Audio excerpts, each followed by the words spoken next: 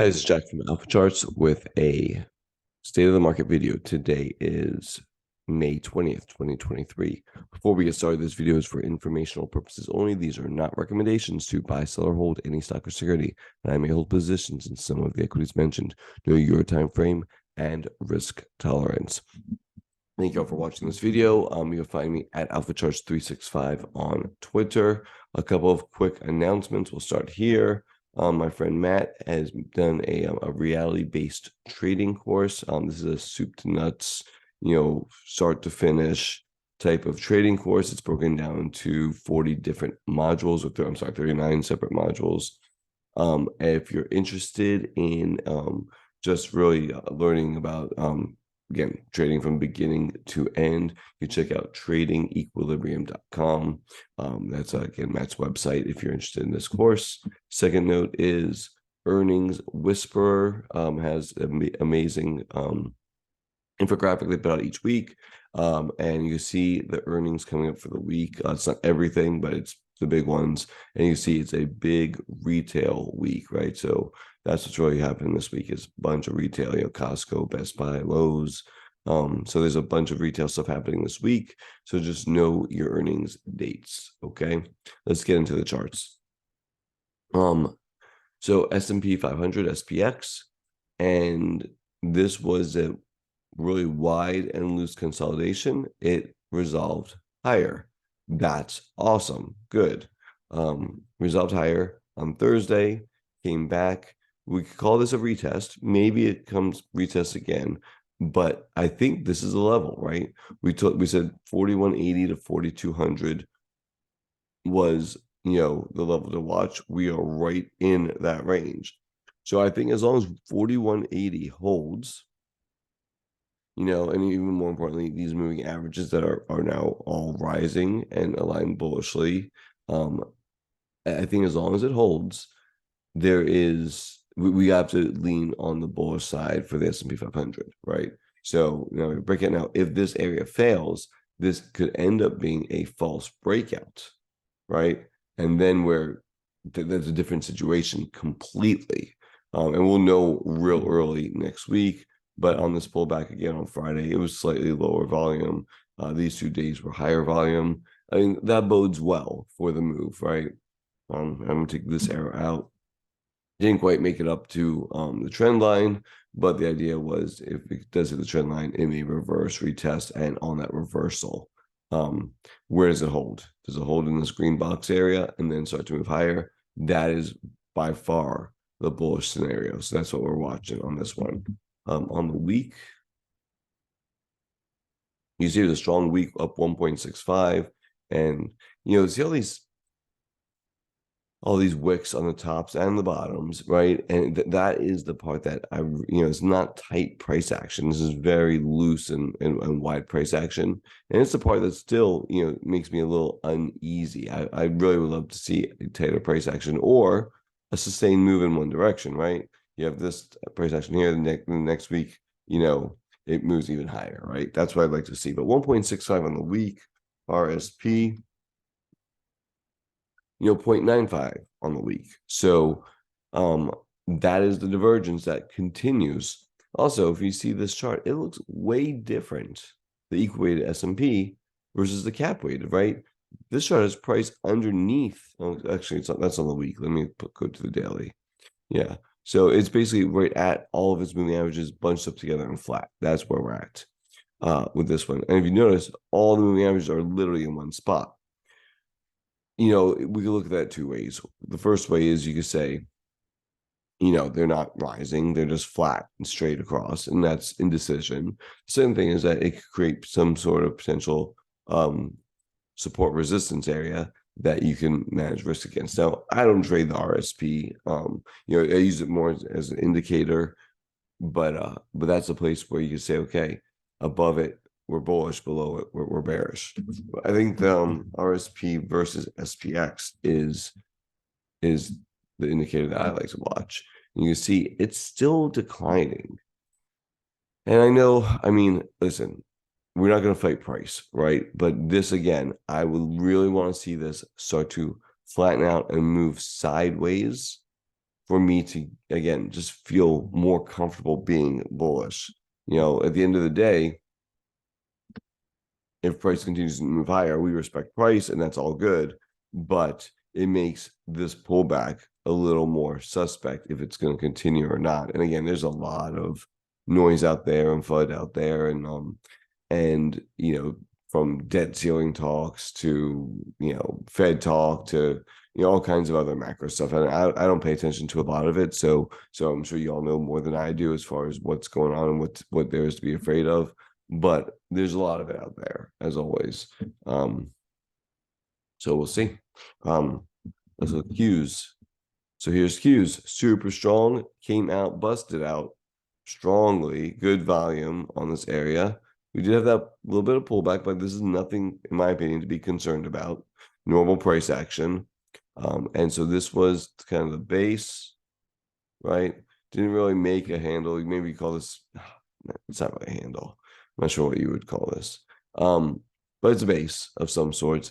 Tried to bust out, did bust out, and we'll see on the pullback, right? So does the pullback come and stick a landing around 330 or so, 332, something like that, and then move higher? That's bullish, right? Let's look at the weekly. You had a rising wedge in there, and it busted out to the upside, a 3.53 week. That's a very strong week. Decent volume, nothing like to write home about, but decent amount of volume. But this rising wedge, it's bunk. It didn't really work, right? It went straight up from there. And going straight up sometimes is not perfect scenario. Like this is better, right? Because it was a pullback and then straight up versus, a drift higher and then straight up. That's what we have, right? So now we have a place to manage risk. I think that's the gem out of all this, is now we can manage risk again responsibly out of here.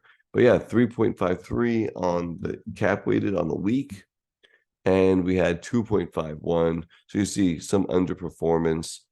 This $74 area is the area that I am really watching. Things are starting to align bullishly, right? On the equal weighted, and here's the daily. So things are looking good, but we're still over this overhead supply above 74, and I'm going to get really bullish, especially on the technology side, if prices get up there. So it's trying, bumping up again. It's done it many times. But again, it is very constructive, and you see higher lows. Right now, this is the most important higher low, which is right where the VWAP is from the top. All right, we got that. I can put up the chart, equal weight versus cap weighted again, and you can see how it's declining, just like RSP. Shows really the overweight of the mega caps. But just because people are piling into mega caps doesn't mean the market's going to go down, right? It just means that people are, maybe it's a flight to safety, who knows? But it doesn't mean that market has to go down if equal weights aren't outperforming cap weights, right? Now, I think a really healthy market has this at least flat, keeping pace with the cap weighted, right? Equal weights keeping pace with cap weighted, or potentially even outperforming. I think that's a really healthy market. So again, I want to see movement like this, right?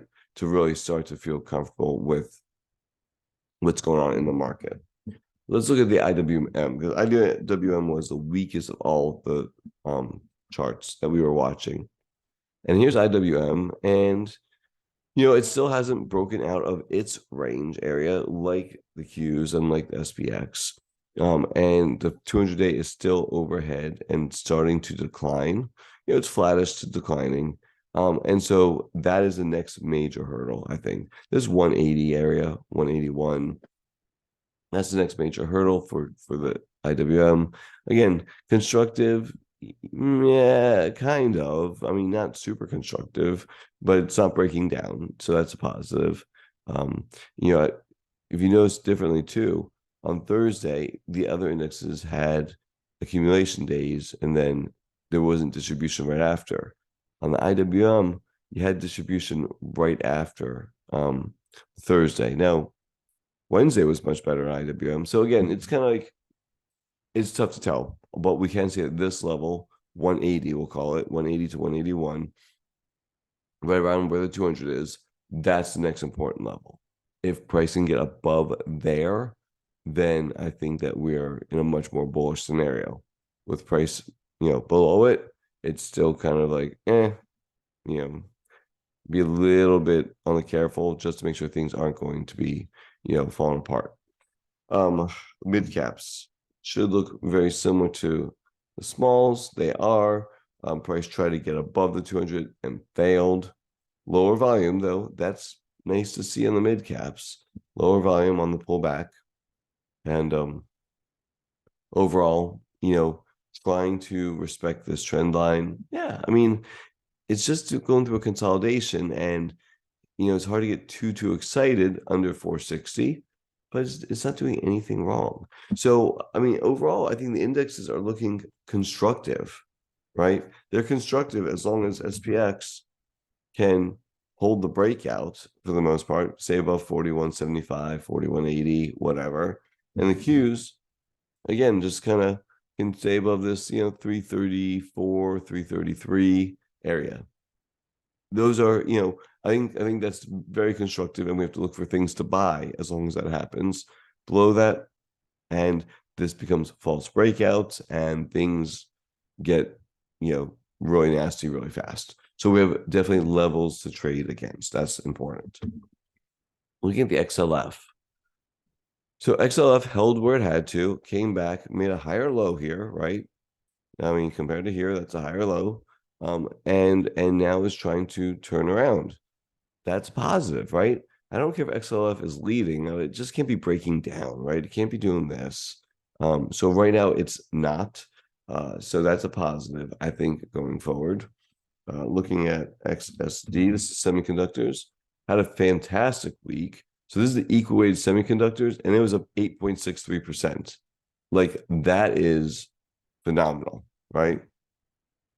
Very low volume, but again, it's equal weighted, so I'm not like super worried. Looking at SMH was up 8.46. So they were up about the same. What does that tell us? To me, it tells us, and by the way, big volume on SMH. To me, it tells us that people were buying semiconductors all over the place. It wasn't just NVIDIA leading, even though I'm sure NVIDIA did very well last week. Let's see what NVIDIA did do. On the week, NVIDIA was up 10.32. So it led, but it wasn't like carrying it. You know what I'm saying? Like XSD, and again, it's a beautiful spot right here. It broke out. I was very much concerned here, right? It's on the weekly. If you go to the daily, you can see this better. I was very concerned here because I was worrying that this was a false breakout, but it didn't. It came back, and it came back out again. Semiconductors breaking out, moving higher strongly. You got to put that in the bullish category, right? Last week, we didn't have that. Last week, we were, I'm going to make this bigger so you guys can see it on the video easier. Last week, we were in here looking like it was breaking down below the moving averages, and they literally ripped to the upside. Very, very positive price action. Transports. Again, this was some kind of wedgy look I was watching. It's still kind of loose, the transports, but again, above all of its moving averages, right? That's, bottoming actions, higher low, low, I should say, higher low, and again, it's making higher lows from there. That's, again, is it bullishly aligned yet? Are things zooming higher? Not yet. There's still some uncertainty, but it's not breaking down. It's basically range bound. And so we'll just keep watching it. So SMH looks great.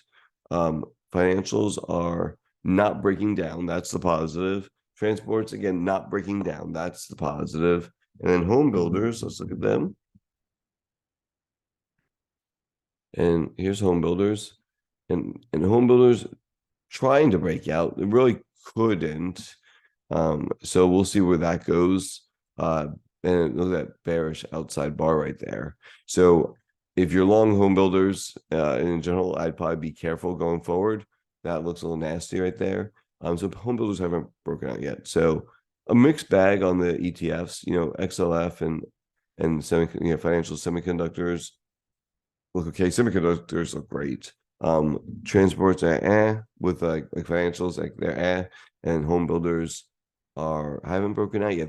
They're maybe lagging at this point. They were leading. We'll see.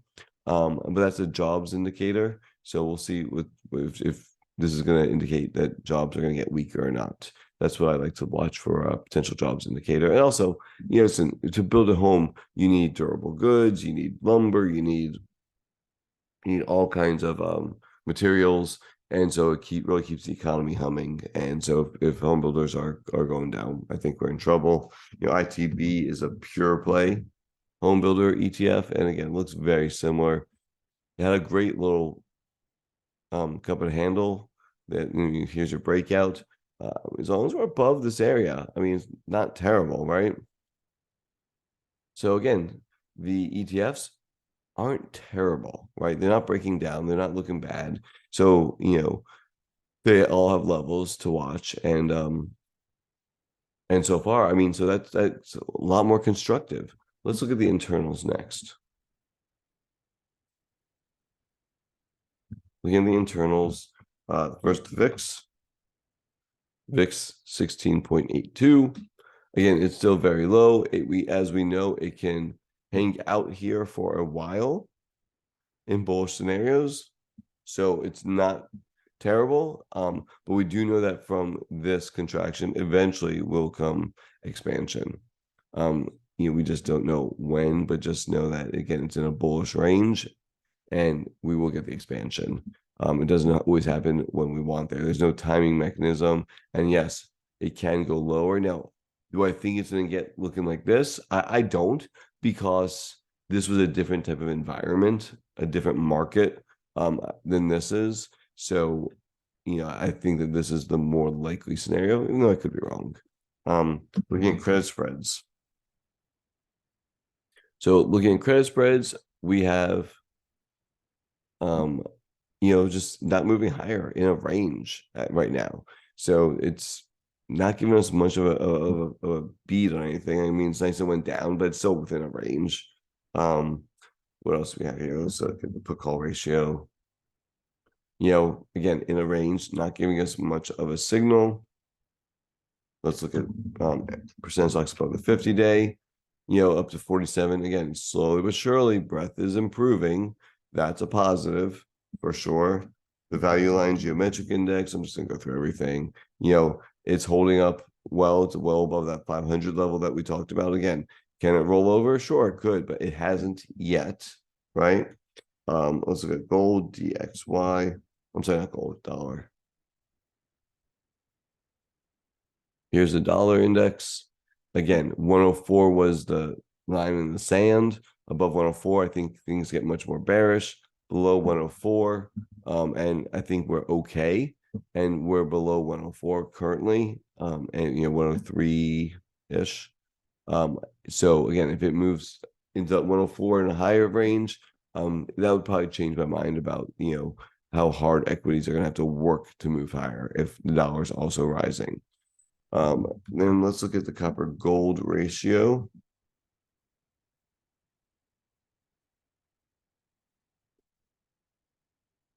Here's the copper gold ratio, and being for me, under this area is concerning. We'll go back again. If we go to a weekly here, you kind of see this from when this ratio kind of started. This has been an important line in the sand. It's below it, right? It being the copper gold ratio, and I think that is not the best scenario, right? Not the best scenario in a downtrend. The good scenario would be if it can retake this green box and get above that level. That would be a very bullish signal. The bearish signal is if this continues lower. And so it's definitely what I'm watching. And if there's any cause for concern, copper gold ratio, I think, is the cause for concern. But it's only one, a secondary source. Primary source is price. And price right now is saying things are getting more constructive. And, I think when you look at the price of the indexes, you're looking at the ETFs, which are starting to get more constructive, and the internals and in the secondary indicators, again, trying to get more constructive. I think you give a little benefits to the bulls at this point. I don't think this is like go nuts, buy everything type of market, but I think that adding a little more exposure as long as the levels hold, and that's key, right? Midweek, we don't you got to monitor some levels midweek, but as long as the levels hold, I think that it makes sense to add exposure incrementally, and manage risk because we're at places where we can. And if things go south, man, cut those quickly because those would be a lot of false breakouts happening, and that's a pretty nasty situation. And they start to work, then we add progressive exposure. Real simple, right? But I think that things are looking a little bit better. We'll see if they continue. Hope this video helped. Follow me at AlphaCharts365 on Twitter. Also, if you haven't yet, like and subscribe to my YouTube channel. Really do appreciate everyone that has done that. Hope you all are doing well. Take care.